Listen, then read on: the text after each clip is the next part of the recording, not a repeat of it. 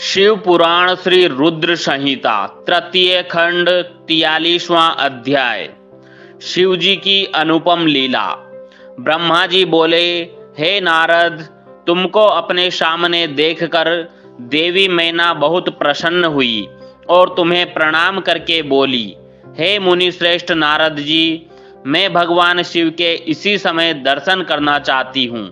मैं देखना चाहती हूँ जिन शिव जी को पाने के लिए मेरी बेटी पार्वती ने घोर तपस्या की तथा अनेक कष्टों को भोगा, उन शिव जी का रूप कैसा है, वे कैसे दिखते हैं। यह कहकर तुमको साथ लेकर देवी मैना चंद्रशाला की ओर चल पड़ी।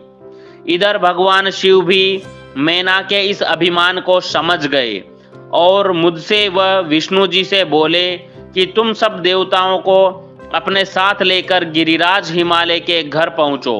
मैं भी अपने गणों के साथ पीछे पीछे आ रहा हूं। भगवान विष्णु ने इसे भगवान शिव की आज्ञा माना और सब देवताओं को बुलाकर उनकी आज्ञा का पालन करते हुए शैलराज के घर की ओर प्रस्थान किया।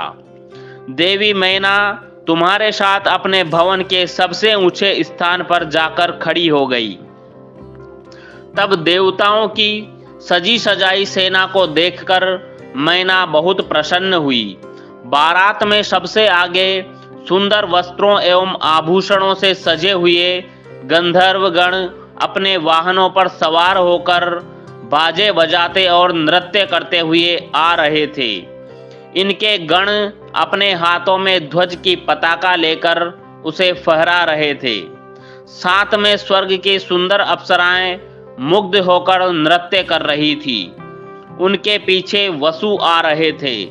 फिर मणिग्रीवादी यक्ष, यमराज, निरत्ति, वरुण, वायु, कुबेर, ईशान, देवराज इंद्र, चंद्रमा, सूर्य, भृगु आदि देव व मुनीश्वर एक से एक सुंदर और मनोहारी रूप के स्वामी थे और सर्वगुण संपन्न जान पड़ते थे।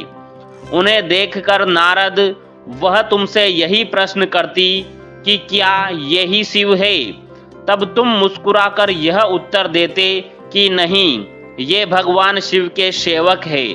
देवी मैना यह सुनकर हर्ष से विभोर हो जाती कि जब उनके सेवक इतने सुंदर और वैभवशाली है तो वे स्वयं कितने रूपवान और ऐश्वर्य संपन्न होंगे। उधर दूसरी ओर भगवान शिव जो कि सर्वेश्वर है, उनसे भला जगत की कोई बात कैसे छिप सकती है। वे देवी मैना के हृदय की बात तुरंत जान गए और मन ही मन उन्होंने उनके मन में उत्पन्न अहंकार का नाश करने का निश्चय कर लिया। तभी वहां से जहां मैना और नारद तुम खड़े हुए थे, श्री हरि विष्णु पधारे। उनकी कांति के सामने चंद्रमा की कांति भी फीकी पड़ जाती है। वे जलंधर के समान श्याम तथा चार भुजाधारी थे और उन्होंने पीले वस्त्र पहन रखे थे। उनके नेत्र कमल दल के समान सुंदर व प्रकाशित हो रहे थे। वे गरुड़ पर विराजमान थे। शंख, चक्र आदि उनकी शोभा में वृद्धि कर रहे थे। उनके सिर पर मुकुट जगमगा रहा था और वक्ष स्थल में श्रीवत्स का चिन्ह था। उनका सौंदर्य अप्रतिम तथा देखने वाले को मंत्रमुग्ध करने वाला था। उन्हें देखकर देवी मैना के हर्ष की कोई सीमा न रही और वे तुमसे बोली कि जरूर ये ही मेरी पार्वती के पति भगवान शिव होंगे। नारद जी देवी मैना के वचनों को सुनकर आप मुस्कुराए और उनसे बोले कि देवी, ये आपकी पुत्री पार्वती के होने वाले पति भगवान शिव नहीं, बल्कि क्षीर सागर के स्वामी और जगत के पालक श्री हरि विष्णु है। ये भगवान शिव के प्रिय हैं और उनके कार्यों के अधिकारी भी है। हे देवी, गिरिजा के पति भगवान शिव तो संपूर्ण ब्रह्मांड के अधिकारी है। वे सर्वेश्वर है और वही परम ब्रह्मा परमात्मा है। वे विष्णु जी से भी बढ़कर है। तुम्हारी ये बातें सुनकर मैना शिव जी के बारे में बहुत कुछ सोचने लगी कि मेरी पुत्री बहुत भाग्यशाली और सौभाग्यवती है, जिसे धन वैभव और सर्वशक्ति संपन्न वर मिला है। यह सोचकर उनका हृदय हर्ष से प्रफुल्लित हो रहा था। वे शिवजी को दामाद के रूप में पाकर अपने कुल का भाग्योदय मान रही थी। वे कह रही थी कि पार्वती को जन्म देकर मैं धन्य हो गई। मेरे पति गिरिराज हिमालय भी धन्य हो गए।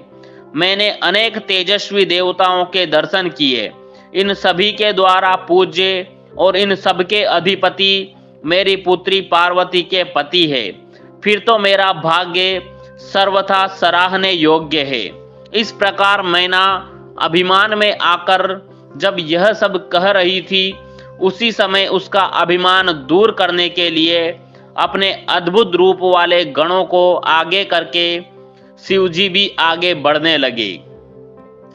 भगवान शिव के सभी गण मैना के अहंकार और अभिमान का नाश करने वाले थे। भूत प्रेत पिशाच आदि अत्यंत कुरूप गणों की सेना सामने से आ रही थी। उनमें से कई बवंडर का रूप धारण किए थे। किसी की टेढ़ी सूंड थी, किसी के होंठ लंबे थे, किसी के चेहरे पर सिर्फ दाढ़ी मूछें ही दिखाई देती थी, किसी के सिर पर बाल नहीं थे तो किसी के सिर पर बालों का घना जंगल था। किसी की आंखें नहीं थी, कोई अंधा था तो कोई काना, किसी की तो नाक ही नहीं थी, कोई हाथों में बड़े भारी भारी मुकदर लिए था तो कोई औंधा होकर चल रहा था, कोई वाहन पर उल्टा होकर बैठा हुआ था। उनमें कितने ही लंगड़े थे, किसी ने दंड और पाश ले रखे थे। सभी शिवगण अत्यंत कुरूप और विकराल दिखाई देते थे। कोई सींग बजा रहा था, कोई डमरू तो कोई गोमुख को बजाता हुआ आगे बढ़ रहा था। उनमें किसी का सिर नहीं था तो किसी के धड़ का पता नहीं चल रहा था। किसी के अनेकों मुख थे, किसी के चेहरे पर अनगिनत आंखें लगी थी तो किसी के अनेकों पैर थे।